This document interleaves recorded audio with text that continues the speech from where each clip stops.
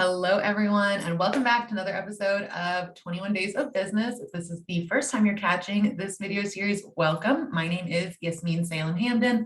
I'm the founder of coachesandcompany.com. We are your go-to digital destination for all things legal in your entrepreneurial journey.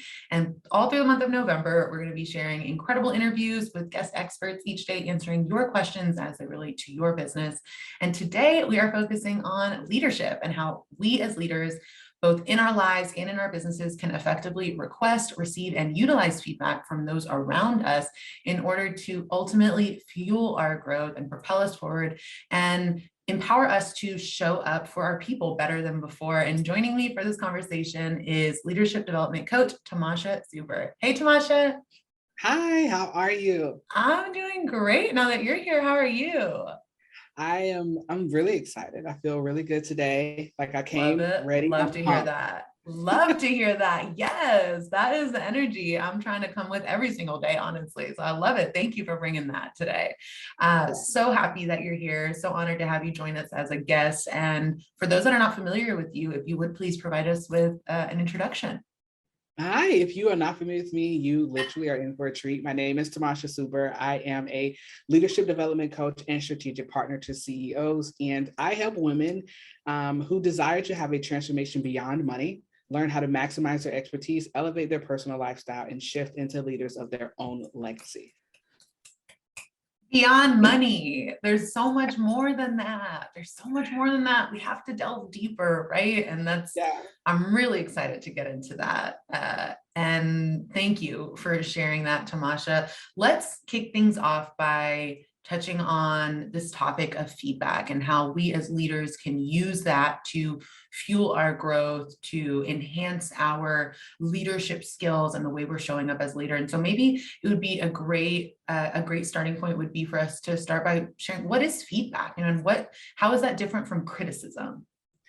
Ooh, so that's a really good question. I don't know if everyone's ever asked me to determine the two, but so criticism for me focuses a lot on like what you don't want. It focuses so much on the problem, right? But feedback actually focuses on us recognizing or identifying what a problem is and then working to figure out what we can do to resolve it.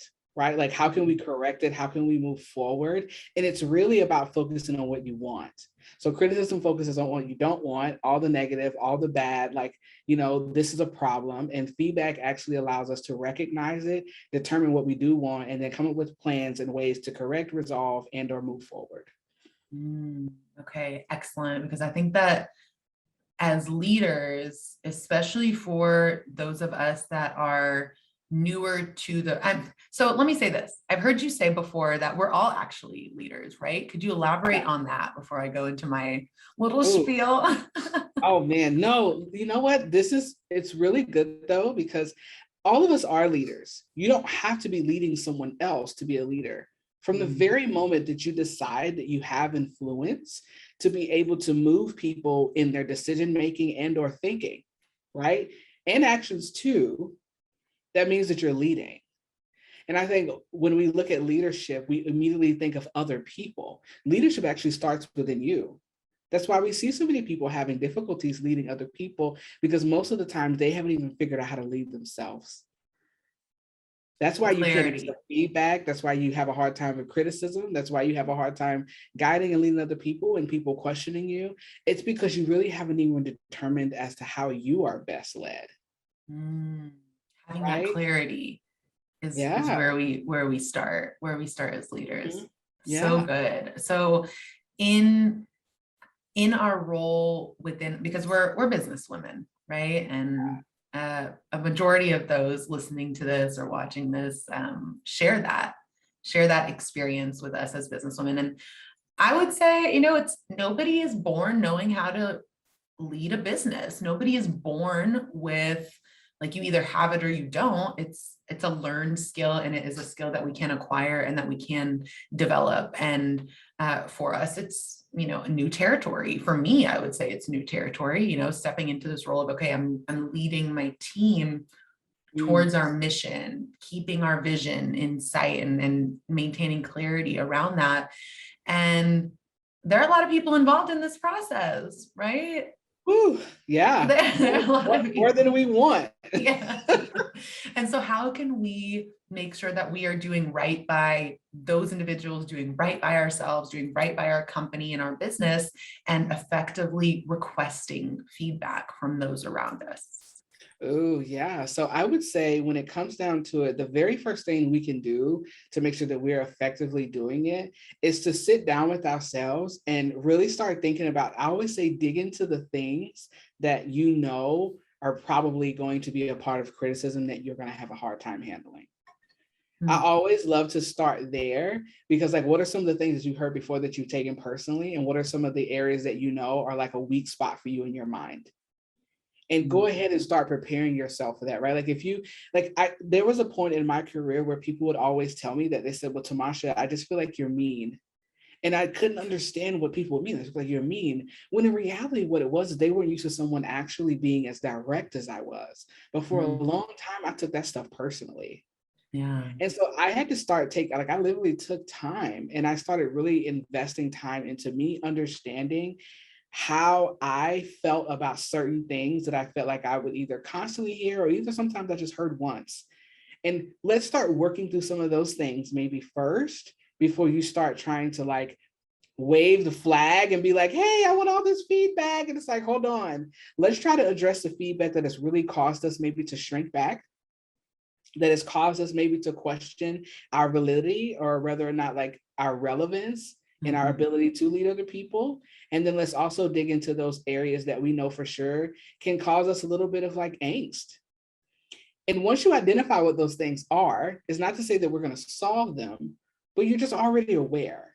That's the first step. It's like being aware of what could potentially trigger you or what you know is an area of weakness and you're probably not that great at it and you've heard it before. And so you just need to know that it's a potential, always a potential for someone to call those things out, and you determine how you're going to best utilize your skills to deal with them. The second thing is to make feedback so a part of your process and so frequent that it becomes normal, it doesn't even look like feedback. I think this is probably the number one piece of guidance or directive that I give people that I work with is like feedback isn't something that you just should be doing at these stationary parts of our process. Like, oh yeah, someone's onboarded. Did you get onboarded well? Oh, we're at the middle of the service. How did this go? We're at the end of the service. How did this go? Let's do this in a different way. Feedback should be done in different modalities and should be done at different times, but it should be frequent. We want feedback to be so frequent that it's not something that we get nervous about. Because honestly, we're the only people nervous about getting feedback. The asker is always more nervous than the person giving it, right? The person receiving it. You said then the person receiving the feedback. Yeah, no, the person that's receiving it is normally more nervous than the person that's going to give it. Because we're basically reaching our hand out and saying, judge me, please, right? Yes. Like that's more nerve-wracking. Like, tell me what you think. I think I'm great, but I'm sure you probably don't. Or like, I think I'm great, and you potentially might say I'm trash. Yeah. We're literally just opening up the door to your judgments, your assumptions, your feelings, your thoughts that we might not agree with. So I'm thinking now, because as you're sharing this with me, as far as the example that you gave, so back in the day, somebody would tell you like, Tomasha, I feel like you're being mean.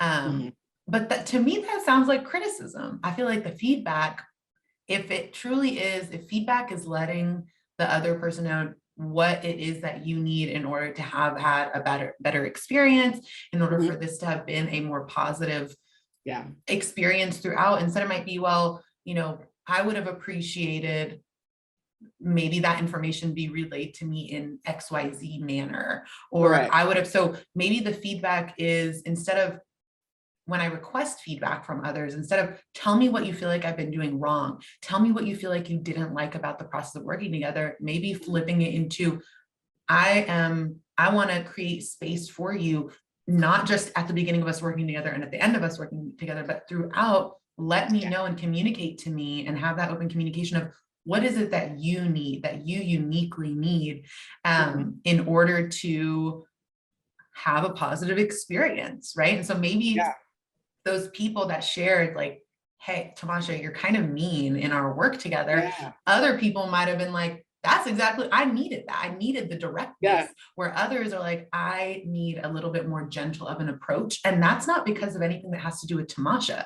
That has everything to do with that person and their experiences in the past, right? Yeah. And it's helping people, it's nurturing people to communicate in a way that is based on feedback.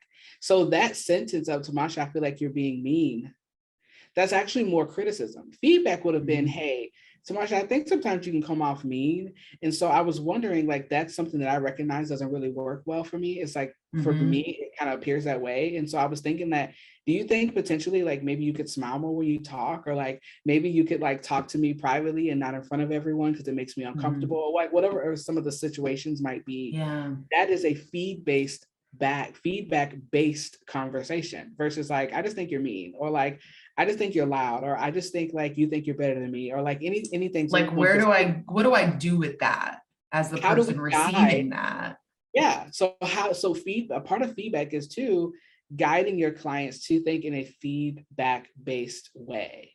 Because normally we just open up the floodgates for them to criticize every single part of the business. We ask these questions that aren't really helping to guide them. We're just giving them yes or no answers, right? And it's like, we have to guide them in a way that we can actually do something with the feedback. Sometimes you can't do anything. Let's just be quite honest. For those of you, like if you got an employee that's giving you feedback, like I don't get paid enough, I want $100 extra an hour, there's nothing we can do with that. But, you know, a lot of times we're not asking for it in a way that we can do something with it. So let's talk about how we can use that with our clients and in enhancing our client experience, because that's something that I want to see more of in our industry, is enhancing the client experience and really creating a, I want to say customized, and I know in some containers or in some spaces, maybe customization, the ability to customize the experience is limited, but providing different options within your offer, within your service, within your container, in order to better serve the different people. Because we talked about this before we before the interview went live, is like, we can't be out here having cookie cutter offers and services and relationships or partnerships with our clients. And so how can we use that to further enhance that partnership with our clients? Yeah, so I think one way that you can increase, that you can enhance the way you have that relationship is like, I think I would expect to say 70 to 80% of people here are asking for feedback in some form, whether they're like sending some offboarding form, whatever, but doing a better job with, like I was just talking about, with the way that we ask the questions. So when I think about overall, like, especially at the end of a relationship or in the middle of a relationship, I love to like view feedback as you should be asking questions that feel like a report card, right? So a lot of times it's like, oh, did you enjoy the experience? Did you get what you came for? Give us some feedback on, like, give us a testimonial, or like, is there anything that we would change? But allowing yourself to maybe go from like, not just a yes or no, but maybe like from a 1 to 5. If you could grade me from an A to an F, what would it be? Right? Like giving like more room for feedback, I think is important, in giving more of a variety of options so that people can feel like they're actually able to give you specific feedback and not just like these general, well, like if I was not really okay, I guess I was okay, so I'm just gonna put yes. Yeah. Right. Yeah. Like when you think about when we fill out those surveys that kind of get on our nerves, but then we're also happy when we finish filling out, because it's like, oh, well, like I was kind of okay, but I wasn't okay. Right. And then that allows us to be able to get a better understanding of where people actually stand, and we can act on that. If you got 5 people like out of 10 saying like, yes, everything was great and I would rate you as an A, and then you have 3 people rating you as a B and 2 people rating you as a C, well, then that means that we got some stuff kind of going on here. Right. Versus like, well, those B and C's probably just would have put yes on the yes or no answer. You know, there's something deeper we need to explore. There's something deeper. So if we do a better job of the way that we structure some of those questions and the way that we structure even the conversations, and stop always having it to be like this yes or no experience, then it really turns into a tool. Absolutely. I mean, the way I look at it is yes, our team is here as the CEO, as the business owner. Your team is there to support you, but you're also there to support your team. Your team cannot do what they need to do without your support. And if you don't have clarity on what it is that they need, and if they've been working with you for some time and you have not revisited, like, what is it that you need, or what is it that I can do, or that we can do to make it easier for you, make it better for you, make it more enjoyable for you to do this work, to fill your role and be a part of this. And so the support goes both ways. And, with the clients, I feel like when you say there's, 3 that said A, 2 that said B, 2 that said C, I feel like that's the classic illustration of everybody's needs are different, right? So there's no cookie cutter situation here.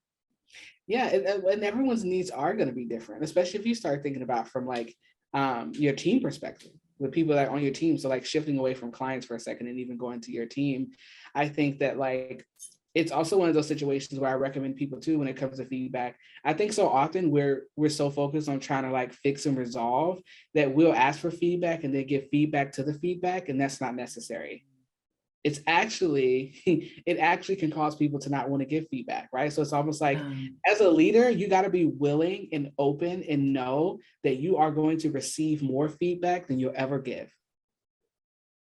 And I think a lot of times we want to always give feedback to the feedback, and it's really not necessary. Take that, utilize it. You don't need to object it. You don't need to prove it or clarify it. You just need to use it, understand it. And it can cause us to really get ourselves into like a leadership pickle, if you will. And it's going to happen only up here for you. Like the team members and the clients, they move on so fast. Yeah. That makes sense. That makes complete sense. So we've requested it, we've received it. How do we truly receive it and implement it and use that to better ourselves, better our organization, create a more pleasurable experience for everyone in our sphere? Yeah. So when you get it back, I know I saw you say receive it. Here's the thing I want everyone to understand is that feedback is to be used, not to be owned. Personally, it is to be utilized in the business, it to be utilized in the situation, the scenario, but we don't get to own that. And I think that we put too much weight on ourselves trying to own every person's, like what they think and how they feel. Our job is just specifically to understand it. I don't have to agree. I just need to understand what you're saying. And the first place that I start there is like, based on where they gave the feedback, what does that connect to?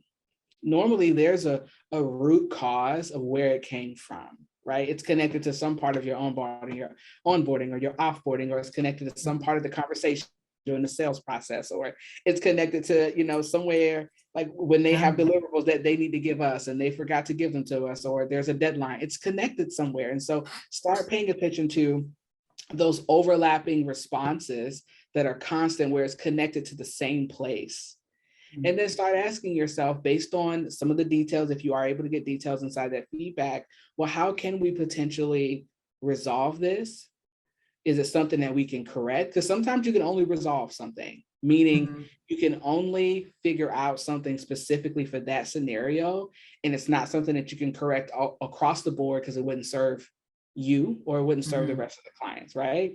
So can I resolve this? Can I correct this? Or do we just need to figure out what's the best thing to do for this right here? We might just need to table this and move forward. Because that's another piece too. All feedback can't be acted on right away. Right? Can you give an example, please? Oh, yeah. So again, I've had times where I may have been like doing feedback from people that work with me, and they're looking for, sometimes when you have people working with you that might not be full-time or part-time, this is a great example, or maybe they're a 1099 employee, and their feedback is like, I really love working with you, I enjoy my job, but honestly right now I need to make more money and I'm looking for something more full-time, and I also think that I'm not getting paid what I'm worth.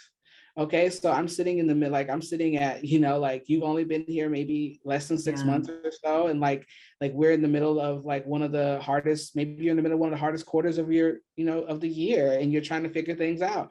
Right now, I 100% can understand where you're coming from. but I can't agree that this is something that I can resolve right this second. Because number one, if I'm going to give you a raise, I want to make sure I can keep you around when I give it to you. Number two, like right now, organizationally, it just doesn't make sense based on like maybe the other people that we've hired and other people that deserve to have raises or be promoted, whatever it might be. That's some feedback that I literally cannot act on right now. I can recognize it. It's a challenge. It's something that I definitely want to talk with you about at some point. But right now, we're going to table this and I'm going to move forward because I can't resolve or correct that. We can't get sidetracked with all the feedback. We can't get sidetracked. We think that, especially with our team members, we think that every single piece of feedback that they give us is something that's an emergency and it has to be acted on. It needs to be acknowledged. Yes, and understood. Yes, and understood, but it does not have to be acted on. So discernment is key here.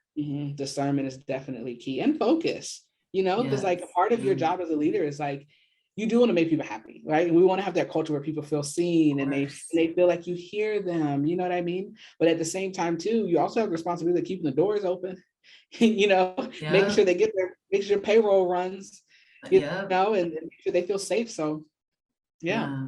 Absolutely. So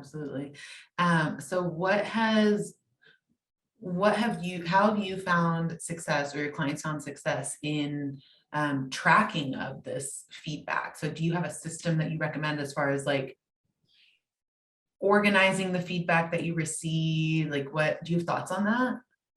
Yeah, I mean, I have thoughts. I think the feedback, depending on the type of business and what you do, there's different ways to organize it. I would say I definitely give recommendation, but I 100% do believe that there are definitely different ways to organize feedback based on what you're doing, your structure. I do work with some people who have a very simple business model. Then I also work with some agencies, and then so the feedback process for that is like way different. Yes. You got so many people involved, and you got so many different consumers at different levels of service, all that stuff. And so my biggest thing is making sure that you make sure that the feedback that you are requesting on the back end, the questions connect to something that that you're able to clearly identify, that you know the process of which you would have to act on it and or acknowledge it. And then also you have timeframes associated with those actions or acknowledging, right? So like, what happens if you get a piece of bad feedback? Is it just going to sit there for 2 weeks until you muster up the emotional courage to type up this email to say like, oh my gosh, I know we messed up. Here's what we can do. Or are you going to sit down one day and think through like, hey, these are kind of the canned responses that we're going to have to this, or hey, this is what we would do in this scenario based on this, and then it can make into me, or this is what we can't do. Like really start thinking ahead of the game about some of your most common pieces of feedback and creating systems around them so that it doesn't turn into this emotional roller coaster. Like literally, feedback can become one of the worst theme parks you've ever been to, or it can be Disneyland.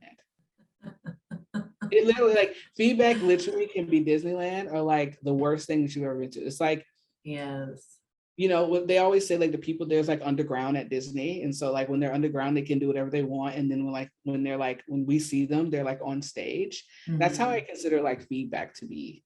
Like, when it comes to clients and when it comes to responding and what people see and what they experience, like you're on stage. But when you're not on stage underground, you're preparing yourself to be on stage though.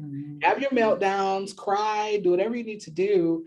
But the better we are at preparing ourselves underground, the better we'll perform when it's time to put on the show. So you gotta have a thick skin, it sounds like, as a 100%. Leader. Yes. Yeah. Or have people working for you that have a thick skin. Yeah. I mean, it sounds like regardless, you've got to have, I mean, I think it probably helps to have people working for you that have a thick skin, but it sounds like one of the main takeaways here is when you receive, like, one, allowing for and creating space for those around you to provide feedback in a safe manner, in a way that they feel heard, they feel acknowledged, that allows for you to understand the feedback they're providing. But then also, do not take it personally. Do not take it personally. Do not take ownership of it. Accept it, understand it, acknowledge it, address it, but do not take it to heart. Absolutely. Absolutely not. Don't take it to heart. Take it to mind. Yes. Yes, Yeah. for sure. So you have been in this industry for years and you've watched, as I have, things transform and the landscape just mature and develop. And it's a really exciting time to be in business. Is there anything that piques your interest about the industry? Is there anything that you want to see more of, you want to see less of, that you're excited to watch evolve? Yeah, I think one thing for me, I'm excited to watch the evolution of responsibility. I think we are in a very encouraging and challenging time for our industry specifically, with people really taking on a level of responsibility for what they sell here and what they promise. And so I'm really looking forward to watching that evolution. And, I'm hoping that everyone gets to stick around, but I do know that that's not the reality. And so that's kind of what I'm looking forward to watching, is that level of responsibility be increased by the consumers here, because that's what's happening, is consumers are increasing the responsibility. That's why we see sales do happen, but it has been harder for a lot of people, especially those of us that sell work and not feelings, right? Like, we're not in the spiritual realm. When you sell strategy or things that are considered to be work, will require a lot of brain power. I'm really looking forward to see what this new wave of responsibility leads to for us here. Yes, responsibility and accountability. And I'd love to see more transparency too. I feel like it's a lot of what is it, smoke and mirrors? Yeah, literally. That one, I used to have hope for that, but I'm just not quite sure. I'm just not quite sure, because I think everyone wants to seem perfect. Everyone wants to seem like they have it all together, and that's not true. Yeah. Everyone wants to seem like they are just the creme de la creme. And that's not always the picture every single day. Like, we're not perfect. And so I'm not sure if that's I hope so, but I think I kind of gave up on that one a year ago. You want to see more realness out here. Yeah. I want to see more. I mean, I definitely don't want people just crying on live stream for hours. Yeah, but I let's not definitely do that. Let's not do that. But I definitely a little too real. Yeah. Let's just be more real, like, let's be honest and say that launch failed. Let's be honest and say that, half the people in that mastermind dropped out. Let's be honest and say that, like, maybe you thought you could teach something and you shouldn't have been. Like, that's hard to admit. It's hard. It's so hard. I get it. Like, but if more people would be transparent, I think it's not even a level of transparency at this point. I believe that people have been lying so much on the internet that they've started to believe it, and they have no idea. They don't know the difference between the truth and a lie. That's scary. That's scary. But we see it so much. That's what a lot of people are taught. It's like, oh, you got to say this, you got to do this in order to be like, be a leader in the industry. Yeah.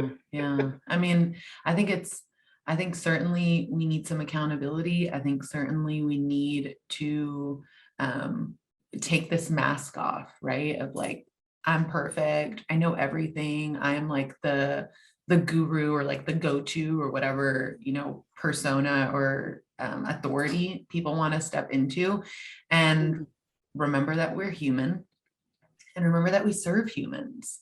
Nobody here is perfect. But I think it's an interesting discussion. And I was having a conversation with another one of our guests, Zaylee. I don't know if you know Zaylee Barclay.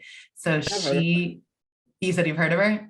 Yeah. She's amazing. Yeah, she's amazing. And she's a video content coach. And we were talking about the expectation of showing up as perfect, and so it's like, I recognize I'm not perfect. I recognize that I will never be perfect. I strive to improve. I strive to grow. I strive to do all these things. I'm never going to be perfect. but maybe we as consumers, or as when we're part of it, because we're all consumers, right? We are all business owners, but we're still consumers. We can flip our perspective too. But do we expect others to be perfect? Yeah, no. I don't know. Like, I think maybe some of us do. And I think it depends on what we're talking about too. I think situationally, we can expect perfection from people. And I wouldn't even say that I'm not that way. Like, for the most part, I don't expect perfection, but there are some things I think I probably expect more common sense than I do perfection.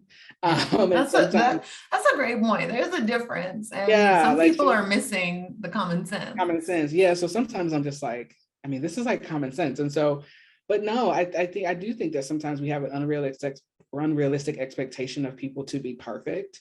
And that's a lot of weight, right? Like, we got to give ourselves room for error, which also means that we have to give people room for improvement. And that's the part where people don't want to give folks a chance. And like, I've had people come to me and say like all kinds of things about like the previous coach, or like sometimes we'll just be talking in the DMs, or like something might spark a thought from them. And I encourage people like, well, are you sure that's what it is? Or maybe they just don't know. Have you given them that feedback? Like, I'll tell people. I was going to say, did you communicate it? Feedback? Literally, you can ask any of my clients, like if they'll come talk to me about something, or like whether it's with their spouse or a team member, did you give them the feedback? Because they need it. It's a tool. And so, I think sometimes we find ourselves like, we are not willing to give the grace that we expect to be extended to us. Yes, absolutely. Tell us about CEO Weekend Live. CEO Weekend, literally. Did you see me jump? Tell me. Oh man, so CEO Weekend literally is the only 3.5-day retreat mind like this. It is specifically for female leaders. And I have been like plotting this for well over a year before I actually put it out there.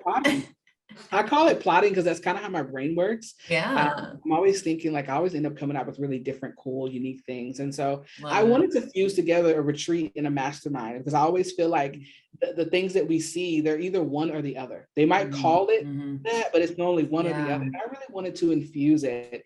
And it really is actually the epitome of what I teach and how I drive women through what I want them to get to experience and become and just be at the end of working with me, like in a one-to-one partnership.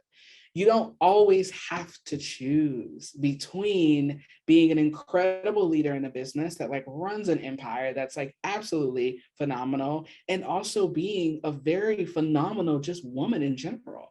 You get to lead in both areas. However, we don't always allow ourselves to experience the fruits of our labor.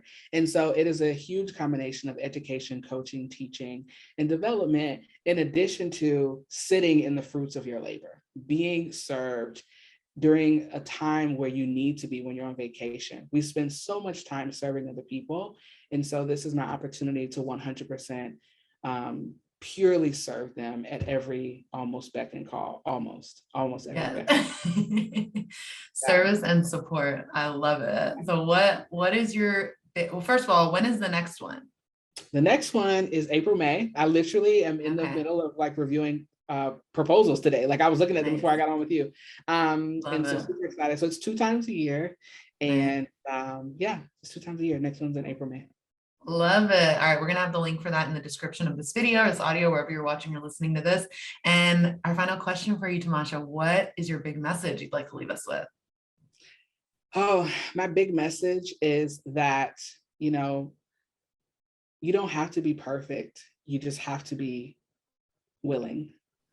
And willing meaning willing to change, willing to have a different perspective, and willing to serve others, even in the midst of you learning. And that's what I want people to know, is that as a leader, you're constantly learning. You're constantly going to be faced with change. And you're constantly going to be faced with people that you don't necessarily agree with. And so you don't need to be perfect. You just need to be open. Love it. Thank you so much, Tomasha, for being here and for joining me. It's been such a pleasure. Yes. All right. We will talk soon. And if you are wanting to connect with Tomasha, learn more about CEO Weekend Live and about her work with women leaders as a leadership development coach, you can visit the link in the description and all the goodies will be there. Thanks again, Tomasha. Thank you for having me. Thank you. Talk to you soon.